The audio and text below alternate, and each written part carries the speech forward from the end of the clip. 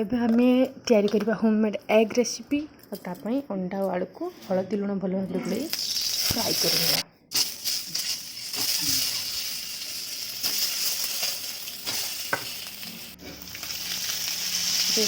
तेल ऐड करवा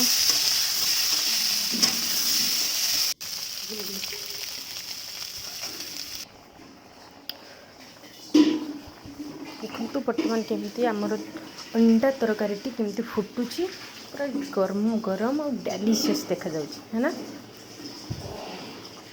वाव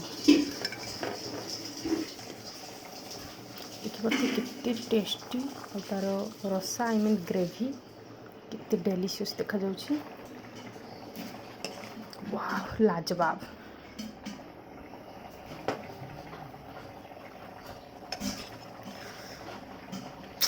Awesome.